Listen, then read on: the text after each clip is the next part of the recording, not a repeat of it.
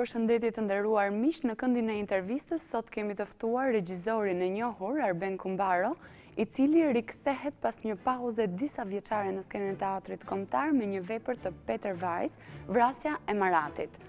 Përshëndetje zoti Kumbaro, ju falenderoj që pranuat ftesën për këtë bisedë.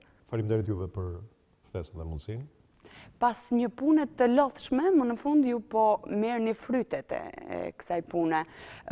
Prej më se një jave është vënë në skenë pra vepra e Peter Weiss, Vrasja e Maratit, dhe pati një impakt mjaft të suksesshëm tek publiku. Si ndjeheni për këtë? Ndjehen shumë mirë. Them që ka qenë një punë e lodhshme, jashtë çdo lloj norme, tradite në historinë e teatrit, sepse ka pasur një ngarkesë shumë të madhe. Është një produksion me 30 aktorë, muzikë live, është musical, ka koncepte dhe stile dhe estetik të ndryshme, interpretimi dhe trajtimi në vepër. Është një vepër nga më të mëdhajat edhe më të njohurat e shekullit 20, është një autori shumë të njohur se Peter Weiss, është një vepër me një konsistencë të jashtëzakonshme për kohën që ne jetojmë, edhe me mesazhe shumë të forta për këtë, për shoqërinë tonë, për jetën tonë, edhe më tanë kufive, mendoj, i flet shoqërisë dhe shpresoj që të vazhdoj po kështu komunikimi me publikun. Do të thënë, përgjigjja e tij ka qenë e mrekullueshme për mua, kam pasur mesazhe inspiruese, mbështetëse, dhe ndjehem mirë, do të thënë ndjehem mirë. Fal edhe një punë të jashtëzakonshme që ka bërë gjithë trupa e aktorëve dhe gjithë përkushtimi i teatrit kombëtar. Ju riktheheni në skenën e teatrit pas një periudhe pauze disa vjeçare. Çfarë ju shtyu që ju të riktheheshit me këtë vepër? Është një projekt i kahershëm i imi, nuk është tashti i vonët, por prej do thënë, ju thoni pauzë disa vjeçare, unë kam bërë veprën e fundit në Amerikë, dhe pra kam munguar publikut, të para fundit, do të thënë, para kësaj. Dhe ndërkohë erdha me dëshirën që të filloja këtë vepër, ta vjen në skenë. Bëra gjithë projektin, kam pasur një bashkëpunim të mrekullueshëm me Adrian Klosin, që jam shumë mirë njohës, dhe ka bërë një punë të mrekullueshme me përkthimin e vrepës, jam jashtëzakonisht mirë njohës. Ati është vepra e fundit që ka përkthyer, dhe ka lënë një gjurmë jashtëzakonisht me vlerë në traditën e përkthimit shqip. Fillova të ndërtoj projektin, aplikova, biles e kanë aprovuar që në kohën e qeverisë paraardhëse si projekt, dhe kishin shumë dëshirë dhe ata që ta vinin, por nuk po gjenin hapësira dhe mundësi, domethënë pavarësisht se e aprovuar si projekt. Dhe më në fund, Bordi i Teatrit Kombëtar më ftoi sërish me këtë vepër këtë vit dhe ajo pa dritë në skenës. Kjo është historia, pak a shumë në mënyrë kronologjike me këtë vepër. Por do doja të thoja që është një dëshirë ka hershme që para 15 vjetësh për ta vënë, për arsye sepse ka mesazhe shumë të forta që kanë të bëjnë me traumën që ka pësuar shoqëria jonë në ndryshimet e saj radikale, revolucionare mund të them, në këto 20 vjetë. Që në vitet 90, sa herë që bëj apel për revolucion apo për ndryshime radikale në shoqëri, intelektualët e kohës i referoheshin pafund në artikujt e tyre revolucionit francez, revolucion si një moment inspirues për shoqëri të mbarë perëndimore, ku gjenin aty vetveten dhe momentin e rilindjes së shoqërisë shqiptare pas viteve 90. Mirë po, të gjithë ekseset apo pasojat apo traumat që pësohen këto ndryshime radikale kërkonin një vëmendje të veçantë ose kërkonin një trajtim të veçantë, nisur pikërisht edhe nga ky moment i revolucionit francez. Kjo ka qenë arsye që kam parë këtë si një moment reference. Për mbi këtë, do shtoja që edhe ndryshimet e fundme radikale që po ndodhin në botë, që kanë të bëjnë me ndryshimet në linjën e mesme, që po riformsojnë rendin botëror dhe historinë moderne të njerëzimit, nisur me pranverën arabe dhe me gjithë ndryshimet radikale dhe me pasojet radikale ekstreme fundamentaliste si pasojë e këtyre ndryshimeve, them që reflektojnë pafundësisht në këtë vepër. Ju keni një imazh që vepron si fantazm që i vjen këtij dekori, që është deri diku, jo deri diku, por është një imitacion total i ISIS, për të ringjallur edhe reflektuar dhe ta bërë publikun të reflektojë mbi ekstremizmin, radikalizmin ekstrem dhe për të ngritur potencialisht fuqishëm pyetjen a duhet që ndryshimet në një shoqërinë tonë, në jetën tonë, të vinë nëpërmjet një radikalizmi ekstrem. Dhe është një apel që kjo shfaqje, duke ironizuar pafundësisht këtë ekstremizëm, është një apel që kjo shfaqje një ndër mesazhet. Pra kjo është arsyeja që ju e vut pikërisht tani. Një ndër mesazhet që stop veprimeve apo ndërmarrjeve apo situatave ekstreme, radikale, fundamentaliste, nuk janë ato zgjidhja për zhvillimin dhe progresin e shoqërisë. Dhe them që edhe ne këto ditë në shoqërinë tonë përjetojmë pothuaj çdo sekond, përjetojmë ngjarje të fundme, ngjarje ekstreme, ku diun histori bombash, histori tritolesh, etj. Dhe në fundit çfarë ndryshojnë këto nga historitë e giotinave që zhvillohen në veprën tonë apo historitë e thikave. Nuk është thjesht një histori tragjike. Domethënë është ka shumë humor brenda kësaj. Domethënë ka shumë ironi, ka shumë paradoks, ka shumë figuracion dhe në fund shfaqja është një gjë e shef fenomenin tragjik nëpërmjet një marrëdhënie tepër njerëzore, duke e veshur në estetik, duke e veshur në art dhe duke distancuar publikun pikërisht nga ky lloj radikalizmi. Duke i futur elementin muzikor, në fundit është një muzikal, duke i futur elementet e klonit, në fundit kemi shumë efekte ironike në shfaqje, dhe kjo them se e sjell shumë afër me publikun dhe e bën atë pjesë të spektaklit. Dhe kjo është arsye që për sa kohë zgjat shfaqja unë nuk ndjej asnjë lloj piptime në sallë, domethënë vetëm kuriozitet, dëshirë dhe një intensitet madh marrëdhënie. Mirë po, vrasja e Maratit është rivën në shumë skena ndërkombëtare. Sa e vështirë ishte për ju realizimi i kësaj vepre për herë të parë në Shqipëri dhe të vinte në formën e një total teatri? Ka qenë një sfidë, padyshim është vënë dhe rivënë shumë herë dhe vazhdon të rivjet, është një nga veprat më të vëna në botë. Mbi të gjitha është vënë dhe është bërë filme dhe nga që njihet botërisht, njihet e njerëzit kanë shumë kollaj të shohin si një alternativë dramaturgjike edhe në internet Peter Brookut, një vepër që është nga veprat më të mëdha që ka bërë Peter Brook në jetën e tij. Dhe ka qenë një sfidë e jashtëzakonshme se si neve do t'i qasëshim sot në ditët tona. Dhe këto kanë qenë elementet e kohës. Ka qenë aktualizimin në shoqërinë tonë në raport me radikalizmin që pësoi shoqëria jonë her pas here në ecejaket e saj për të kërkuar lirinë dhe demokracinë, dhe njëkohësisht për ta futur edhe në këtë atmosferë në një niveli në një karakter më universal, ndërkombëtar, siç është thash historia e pranverës arabe apo e lindjes mesme që na prek pafundësisht shoqërinë tonë dhe jetën tonë. Gjithë ngjarjet që ndodhin me Charlie Hebdo, me terrorizmin ndërkombëtar, me historitë që neve kemi brenda në Shqipëri në raport me këto ngjarje, e afektojnë pafund publikun duke parë dhe riparë shfaqjen. Kjo ka qenë një nga motivimet kryesore që ne të ndërtonim regjinë e kësaj shfaqje. Domethënë për t'i dhënë edhe një karakter më universal, po për të ruajtur edhe elementet e epokës së revolucionit. Domethënë shfaqja është prirur drejt një lloj universaliteti dhe një lloj përgjithësimi për të folur edhe troç, por për të qenë edhe në distancë. Për të qenë edhe pas viteve 90, po për të qenë edhe në epokën e 1800-s. Ka ndodhur një ndryshim radikal.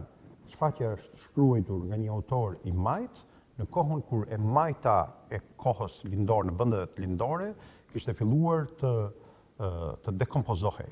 Dhe ne e rivëm këtë shfaqje në momentin që e majta e kohës iluzioni utopik i komunizmit dështoi totalisht. Dhe u kthye në një dramë të madhe njerëzore, gjë që ne e përjetojmë. Dhe kjo është filtri me cilën ne kemi vendosur, pa e bërtitur, por duhe prekur vazhdimisht në të gjithë mizansenën, në të gjithë hapësirën, duke e vënë pikërisht në këtë nuditet të skenës së teatrit kombëtar, që vetë dikur ka qenë dëshmitare e proceseve shumë të rënda sociale që kanë ndodhur në vitet 50. Mos harrojmë se këtu jemi ku kemi hyrë punën e tij tash. Mbi këtë skenë janë bërë gjyqe për të dënuar njerëzit. Që pa dyshim që janë luajtur shumë vepra, ka pasur shumë akte të mëdha artistike etj, por unë kam dashur t'i prek këto mure si dëshmitar të vërtetës së kohës. Dhe kjo është një nga arsyet që e kam zhveshur totalisht nga perdet skenën dhe kam ndërtuar disa bloqe që vetëm riprodhojnë lakuritësinë e historisë. Pa asnjë lloj paravani apo prapaskene. Më thënë, edhe metaforikisht. Më kupton, kam dashur t'i shkoj të drejtë vërtetës deri në fund, në një formë artistike, padyshim. Pra është bërë një përqasje të themi duke u përshtatur dhe kohës në cilën ne jemi tani, por edhe si të thuash dhe përqasja e shqiptare tek Marati. Pra ne kemi... Marati vetë ka qenë një mjek, doktor, që ishte një orator i shkëlqyer, por që nëpërmjet fobisë dhe çmendurisë të tij për të qenë një leadership maksimalist, shkoi në ekstrem duke qenë autor i listave të njerëzve që shkonin në giotinë më të nesmen. Me një njeriu që dënonte njerëzve, dhe ka qenë udhëheci më gjakatari i revolucionit francez. Dhe kjo e ka bërë që domethënë kjo ka qenë një nga arsyet për ta përqasur. Por vepra është gjithashtu edhe duke qenë shumë dimensionale dhe shumë prizmatike, është edhe një debat shumë interesant midis marrërisë individuale të udhëheqësit, se deri ku ai i indoktrinon turmat dhe i apelon për revolucion, dhe deri ku turmat indokrinojnë udhëheqësin dhe bëjnë atë të pakontrollueshëm. Dhe ky binom udhëheqës-turm, debati që bëhet midis Sadit dhe Maratit është një debat shumë provokativ për shoqërinë tonë sot. Kam pasur spektatorë që më thoshin, po mirë, keni ndryshuar gjë në tekst, gjë që është e pavërtetë. Teksti është i ruajtur, padyshim ka prerje aty këtu për të ruajtur ritmin dhe për të ndërtuar dhe për ta përshtatur për skenën shqiptare, por teksti është ruajtur, po thuaj fjalë për fjalë nga origjinali, domethënë nuk kushtuar, po i flet jashtëzakonisht shumë kohës. I flet shumë realitetit, dhe prandaj në gjakun e publikut qarkullojnë përditshmëria e tij kur ai shef shfaqjen. Aktorët arritën të përmbushnin dëshirën tuaj duke realizuar më së miri personazhin që ju mendonit? Mendoj që kam pasur një trup të mrekullueshme.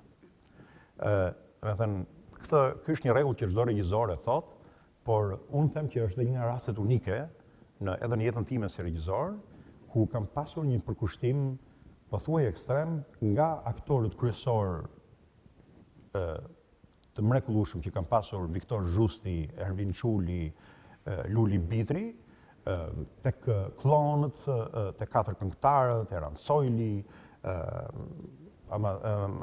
Mateus Froku, Exona Ademi, Flaura Kureta, dhe të gjithë aktorët e tjerë që luajnë rolet të vogla, por edhe ata që luajnë pacientët rolet e treta, që s'mund t'i quhet të treta se janë pothuaj role primare, nga që rinë gjithë kohën në skenë, që kanë gjithë kohën një monolog të brendshëm, nga që kanë gjithmonë psikozën e një marrëdhënie.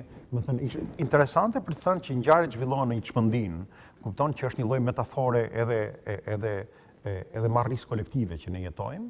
Kupton, dhe aty bëhet teatr brenda teatrit, ku Sadi ka shkruar një pjesë, ku të gjithë interpretojnë dhe përsërisin historinë duke gjykuar historinë në debat midis Maratit edhe Sadit. fakti historik është që Marati është vrarë një natë nga një personazh historik që quhet Charlotte Corday, që e luan Uli Bitri, dhe kjo është shkaku historik nga i cili është inspiruar vetë autori. Por mund them që kam pasur një përkushtim të jashtëzakonshëm. Mund them që ata kanë arritur role që do ngelen absolutisht në historinë e teatrit shqiptar. Absolutisht rolet e Viktorit, rolet e Luli Bitrit, edhe Marati vetë, janë role, të gjitha rolet janë shumë interesante.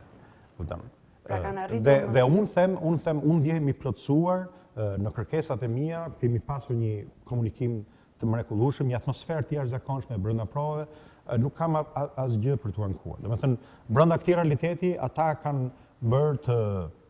arritur të atë që neve pa pritur kthejmë kohën dhe që ka jo e zakonshme. Pra kanë arritur të transmetojnë ata emocionin e vërtet. Përgjigjja e publikut është bekimi më i mirë për këtë shfaqje dhe neve gjithë këto ditë kemi pasur. Domethënë reagimi i publikut ka qenë për mua i mrekullueshëm. A keni hezituar një moment për sa i përket vënies në skenë të këtij projekti, të kësaj vepre kaq të madhe në këtë formë? Para se të përgjigjem pyetjes, dua të çoj një mesazh te publiku. Gjithë javës që vjen, se sot jemi e diel apo jo. Gjithë javës që vjen, vazhdon në skenën e teatrit kombëtar vrasja e Maratit. Kupton, boll me vrasje dhe histori vrasjesh në rrugë. Kupton, hajde shihni një vrasje në teatr, që është gjithmonë një vrasje që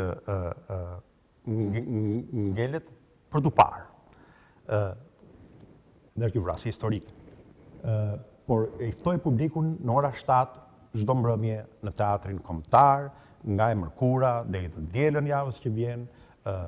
Mund t'ju them që për një politikë të teatrit kombëtar biletat e smërkurës dhe të entës janë me gjysmë çmimi dhe i ftoj që sa më shumë qytetarë të këtij qyteti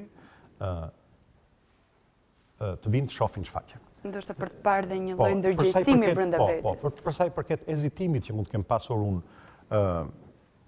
ezitimit, nuk ka njeri që bën një projekt dhe nuk ka ezitime të dyshimet e veta. Kjo është pjesë e lojës, më kupton? Kjo është pjesë e ngarkesave të përditshmërisë tonë.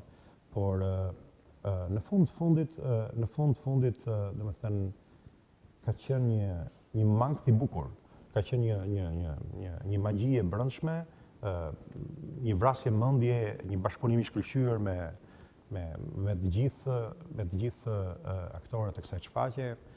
Do doja t'i bëja një falënderim të veçantë për përkushtimin e tij në detyrën e re. Mund ta interpretojnë si duan, por unë kam sinqert Ervin Çulit, që ka qenë e vërtet i dëshuar jo vetëm të luante heroin e kësaj shfaqje. Ka hezituar. Ai absolutisht po them këtë gjë. Se më është bërë shpesh pyetje pse e zgjodhë si qyshtek. Ai ka hezituar boll herë dhe më thoshte shikoj një tjetër dhe unë nuk e di në marrjen e tij për të ndryshuar teatrin, më shfaqe her pas here Marati. Më shfaqe her pas here Marati që herë është idealist, herë është radikal, por në fundit nuk është një Marat si drejtor, sepse realisht gjërat kanë ndryshuar, them prej një viti, por nuk dyshoja që kisha një alternativë disi më të bindëse se asaj. Jo se s'ka aktor tjerë që mund ta bënin, jemi bindur që ka, por në imazhin tim ai më qëndron, dhe më kupton siç më kanë qëndruar gjithë figurat e tjera.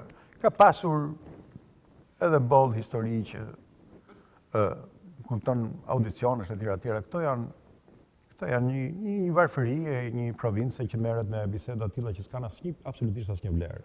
Do të them vetëm dy fjali, regjisor vjen nga fjala Rex.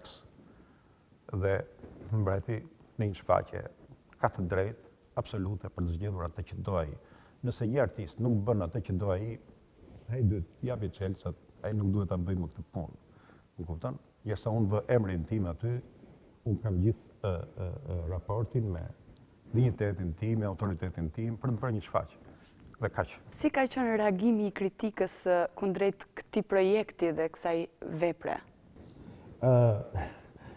Shiko, thuhet dhe sërthuhet që ne nuk kemi kritikë, dhe në fakt neve nuk kemi, më kupton? Por 3-4 gazeta që kanë shkruar dhe që janë angazhuar kanë pasur shkrime të mrekullueshme për mua. Do ata njerëz, ato gazetarë të kulturës që janë përkushtuar dhe që janë rezultativ në jetën e tyre dhe tashmë janë maturuar dhe janë bërë autoritete, kanë shkruar, kanë folur shumë mirë. Por është problemi i madh në Shqipëri për të gjetur pasqyrën ku do shifesh, më kupton?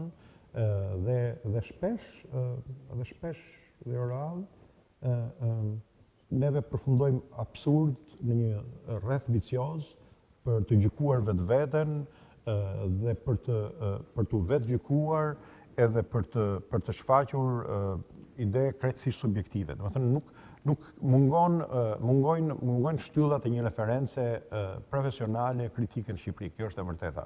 Po përtej kësaj opinioni ekziston. Domethënë një mesme e përpjesme e vlerave, domethënë se ç'bëhet dhe ç'nuk bëhet ekziston. Domethënë dhe është kjo gjë e pa koduar asgjë që neve na bën të lëvizim përpara, mbase si një turm, po të lëvizim përpara.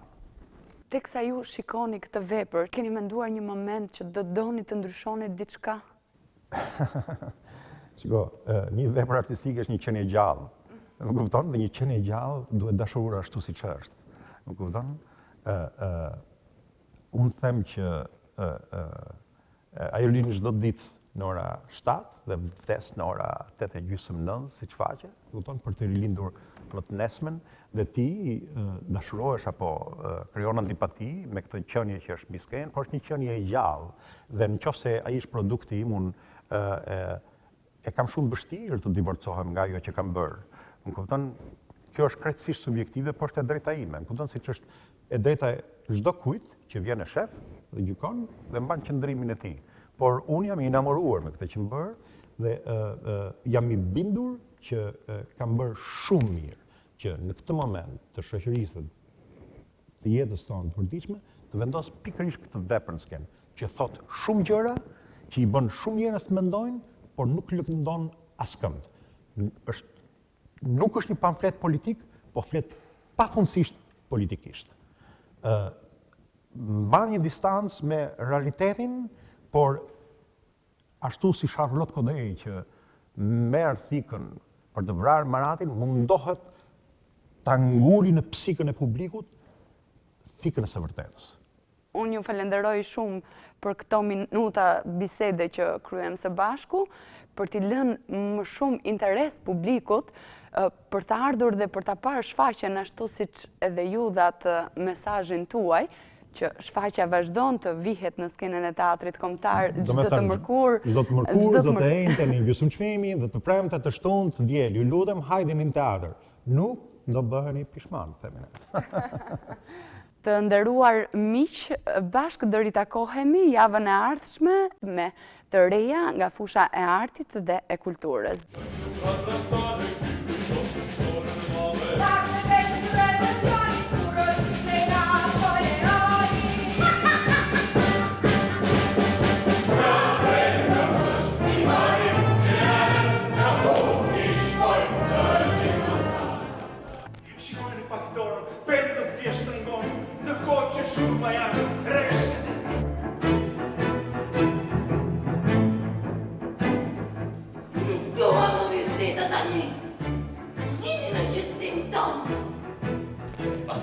Në podrome, ëngjëj të shtrirës ma i pikrye kësude tona kërse të përmi.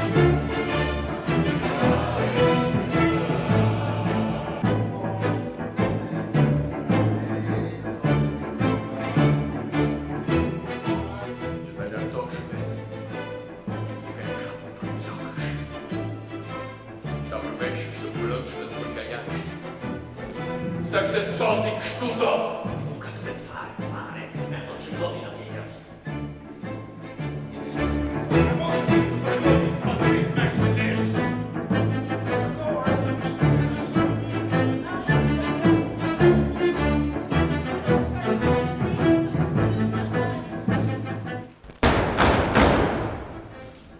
Kam të drejtë të kërkoj ndihmën e ti.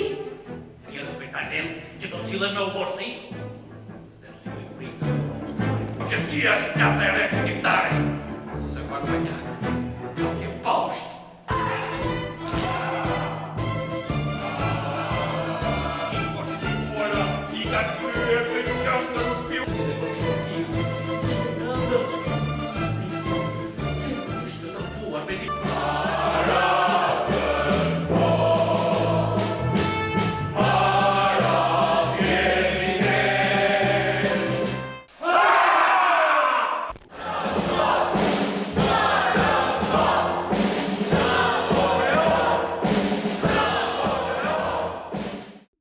Teatri kombëtar. Në skenën e teatrit kombëtar vazhdon shfaqja Vrasja e Maratit me regji të Arben Kumbaros.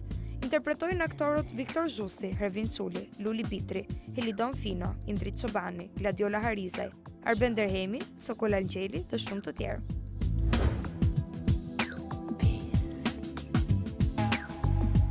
Teatri kombëtar eksperimental Kujtim Spahivogli. Zemërimi i detit është shfaqja për fëmijë që vjen për të gjithë ju në skenën e teatrit kombëtar eksperimental Kujtim Spahivogli.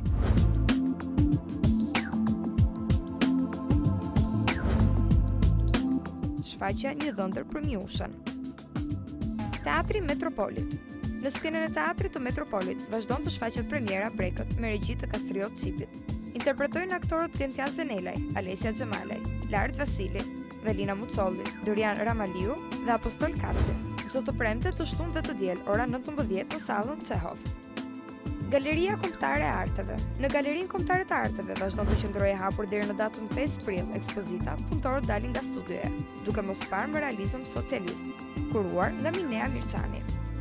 Ekspozita tregon vepra nga Irvin nga Slovenia, Armando Lushaj, Shqipëria, Ciprian Mureshan nga Rumania, Santiago Sierra nga Spanja, Jonas Stahl nga Holanda dhe Sara Wagnet nga Belgjika, si dhe një përzgjedhje ekskluzive veprash nga fondi i Galerisë Kombëtare të Arteve.